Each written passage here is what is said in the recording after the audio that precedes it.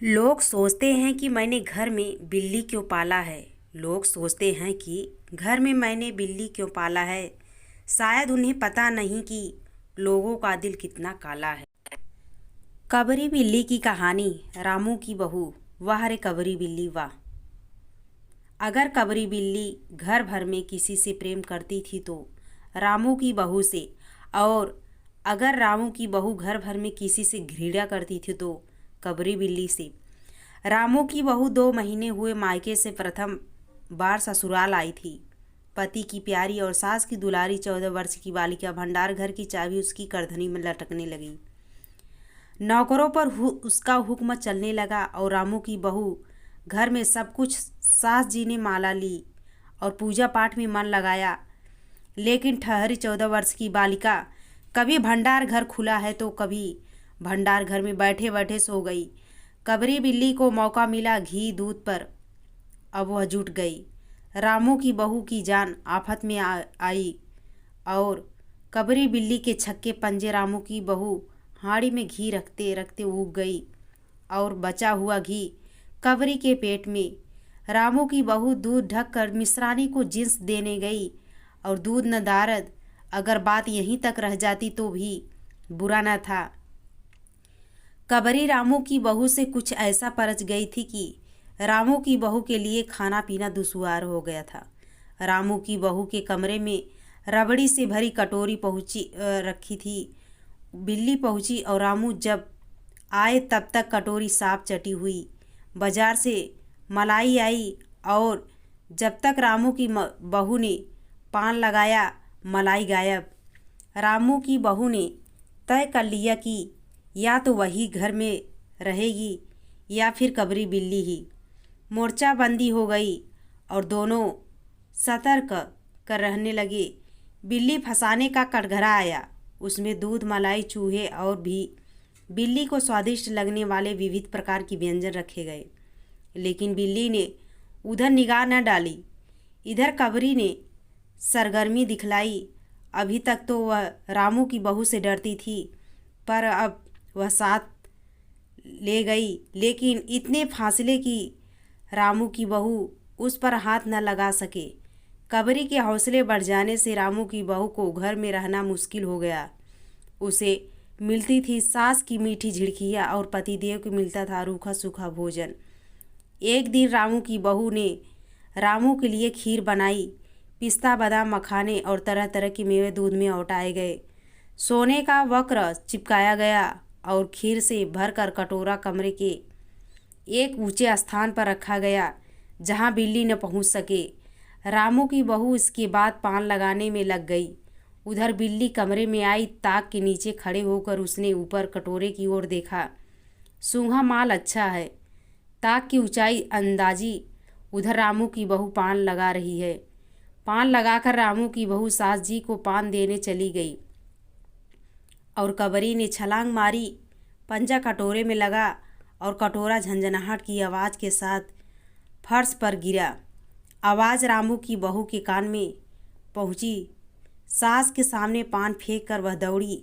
क्या देखती है कि फूल का कटोरा, टुकड़े टुकड़े खीर फर्श पर और बिल्ली डटकर खीर उड़ा रही है।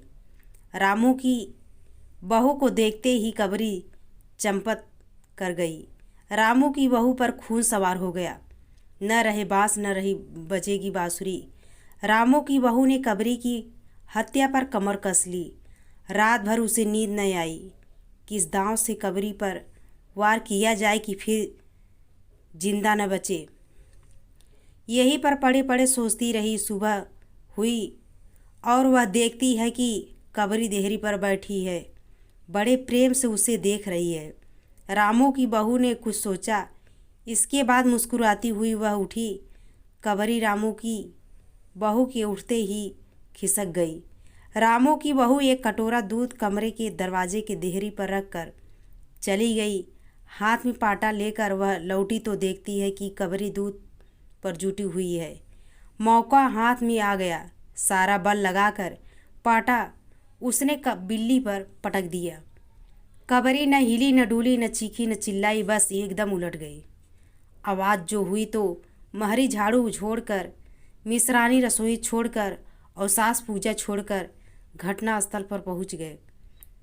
रामू की बहू सर झुकाए हुए अपराधी की भांति बातें सुन रही थी। महरी बोली, अरे राम, बिल्ली तो मर गई।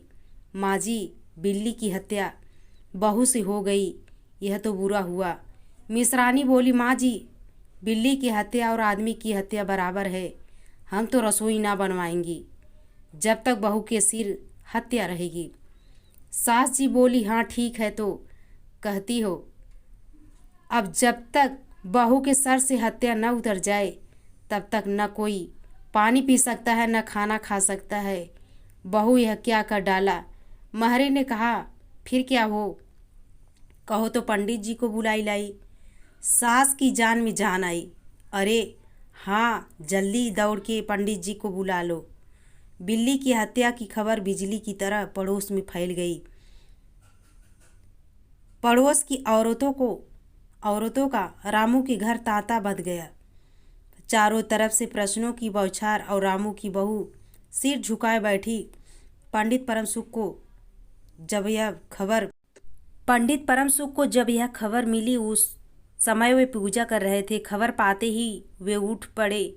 पंडिताइन से मुस्कुराते हुए बोले, भोजन न बनाना, लाला घसीराम की पतोहू ने बिल्ली मार डाली। प्रायश्चित होगा, पकवानों पर हाथ लगेगा। पंडित परम सुख चौबे छोटे और मोटे से आदमी थे। लंबाई 4 फीट 10 इंच और तोत का घेरा 58 इंच।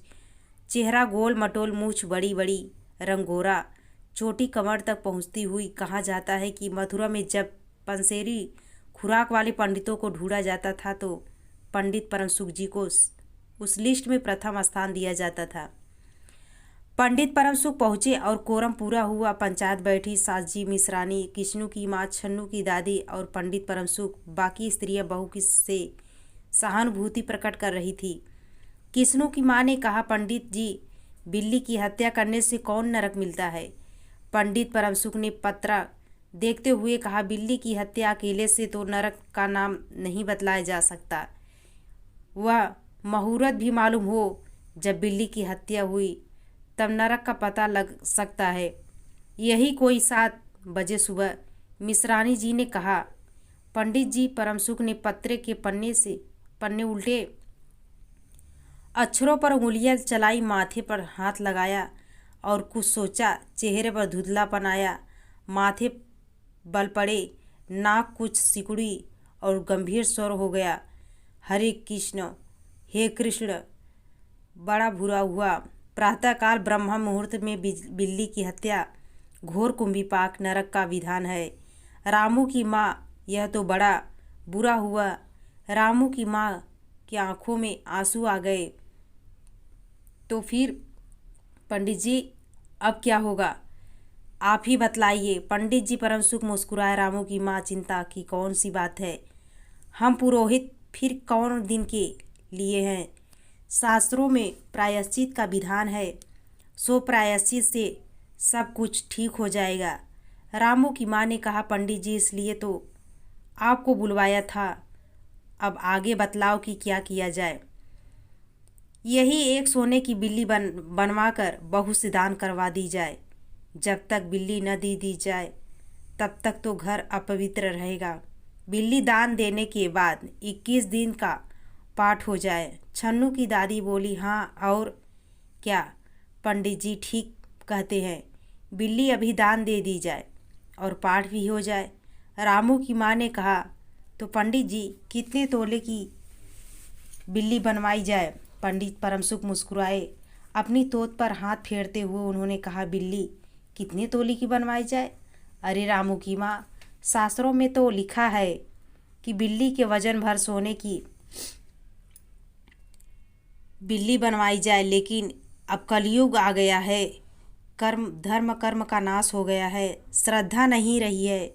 सो रामू की माँ, बिल्ली के तौल भर की बिल्ली तो क्या बनेगी, क्योंकि बिल्ली की 20-21 शेर से कम की क्या होगी।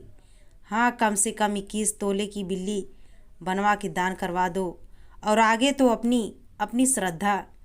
रामू की माँ ने आंखें फाड़कर पंडित परम सुख को देखा। अरे बाप रे, 21 तोला सोना, पंडित जी, यह तो बहुत है। तोले भर की बिल्ली किससे काम न निकलेगा। पंडित परमसुख ने हंस पड़े। रामू की माँ, एक तोला सोने की बिल्ली। अरे रुपया का लोभ बहुत से बढ़ गया है। बहू के सिर पर पाप पड़ा है, इसमें इतना लोभ ठीक नहीं है। मोल तोल शुरू हुआ और मामला 11 सोने की बिल्ली पर ठीक हो गया। इसके बाद पूजा पाठ की बात आई। पंडित परमसुख ने कहा, उसमें क्या मुश्किल है, हम लोग किस दिन के लिए हैं। रामू की माँ, मैं पाठ कर दिया करूँगा। पूजा की सामग्री आप हमारे घर भिजवा देना। पूजा का सामान कितना लगेगा। अरे कम से कम हम पूजा कर देंगे। दान के लिए करीब 10 मन गेहूँ, 1 मन चावल, 1 मन दाल, मन भर तिल, 5 मन जौ और 5 मन चना, 4 पसेरी घी और मन भर नमक भी लगेगा। बस इतने से काम चल जाएगा।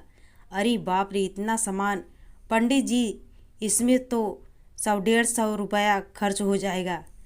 रामू की माँ ने शुरुआती होकर कहा, फिर इसमें कम से कम तो काम नहीं चलेगा। बिल्ली की हत्या कितना बड़ा पाप है। रामू की माँ, खर्च को देखते वक्त पहले बहू के पाप को देख लो। यह तो प्रायश्चित है, कोई हंसी खेल थोड़े ही है। और जैसी जिसकी मर्यादा, प्रायश्चित में उसे वैसा ही खर्च करना पड़ता है। आप लोग ऐसे वैसे थोड़े हैं। अगर 100-150 रुपया आप लोगों के हाथ का मैल है। पंडित परमसुख की बात पंच प्रभावित हुए।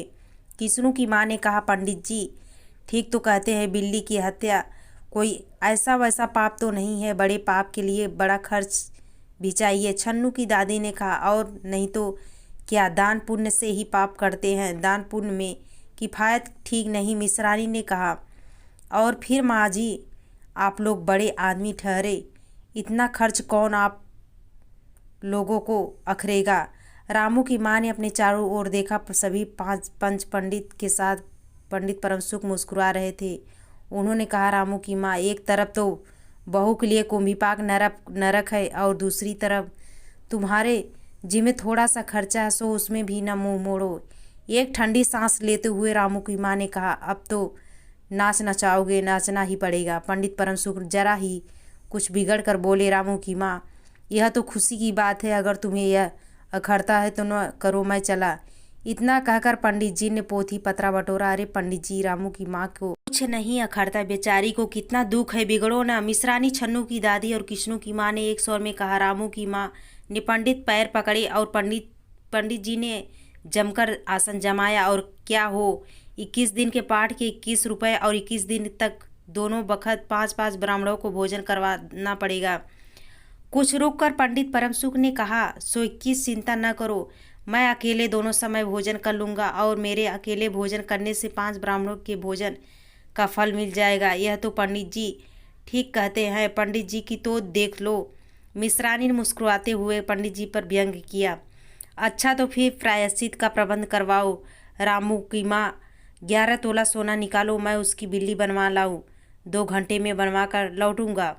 तब तक सब पूजा पाठ में प्रबंध कर रखो। और देखो, पूजा के लिए पंडित जी की बात खत्म भी न हुई कि महरी हाँफती हुई कमरे में घुसी आई और सब लोग चौंक उठे। रामू की माँ ने घबरा कर कहा, अरे क्या हुआ रे।